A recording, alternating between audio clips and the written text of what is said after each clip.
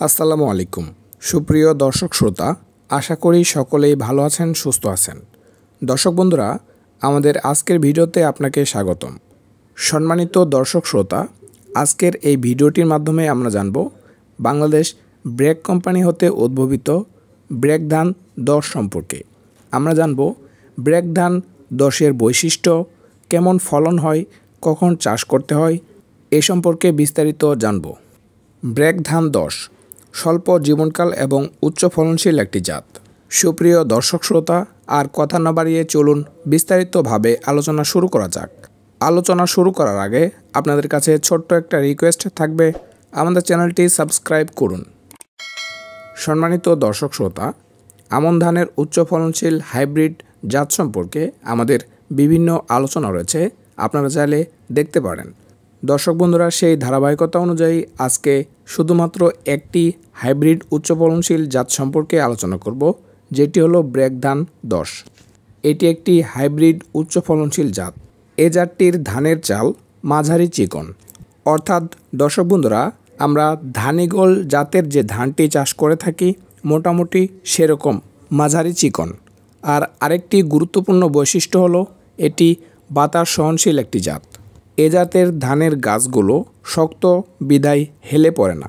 সম্মানিত ধান চাষি ভাইয়েরা, আপনারা অনেক সময় অনেক ক্ষেত্রে খেয়াল করে দেখবেন বিভিন্ন কিছু জাত রয়েছে যেগুলো অল্প বাতাসেই হেলে পড়ে যায় এবং এক্ষেত্রে 30 থেকে 40% ফসল নষ্ট হয়ে যায় এবং অনেক ক্ষেত্রে শীষ বের হওয়ার আগে অর্থাৎ কাঁচা অবস্থায় যখন হেলে পড়ে যায় সেক্ষেত্রে কিন্তু একেবারেই ফলন হয় না। ধান যদি হেলে পড়ে যায় সেক্ষেত্রে ধান হারভেস্ট বা কাটার ক্ষেত্রে শ্রমিক খরচ বেশি লাগে এবং প্রচুর পরিমাণে অপচয় হয়। সেক্ষেত্রে এই ব্র্যাক ধান 10 এটি একটি প্লাস পয়েন্ট। এ জাতটি বাতাস সহনশীল, সহজেই হেলে পড়ে না। এর সাথে এ জাতটি ব্লাস্ট ও পাতা পড়া রোগ সহনশীল একটি জাত। সম্মানিত ধান চাষি ভাইয়েরা, ধানের ক্ষেত্রে ধানের ব্লাস্ট 3 প্রকার হয়ে থাকে এবং বিএলবি বা পাতা পোড়া রোগ, এতে পাতার অগ্রভাগ পুড়ে যায়। এক্ষেত্রে এই ধানের জাতটির একটি প্লাস পয়েন্ট হলো এই রোগগুলো হবে না, বিধায় আপনাদের বালাইনাশক ও ছত্রাকনাশকের অর্থ সাশ্রয় হবে।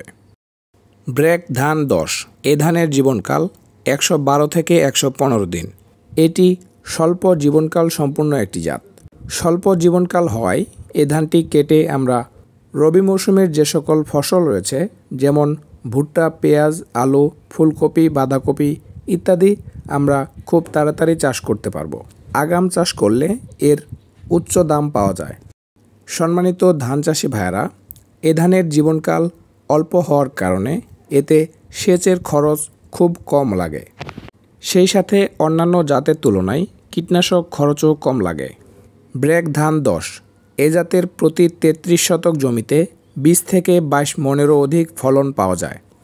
সম্মানিত ধান চাষি ভাইয়েরা, এ জাতটির জীবনকাল খুবই অল্প এবং এর ফলন তুলনামূলকভাবে খুবই ভালো।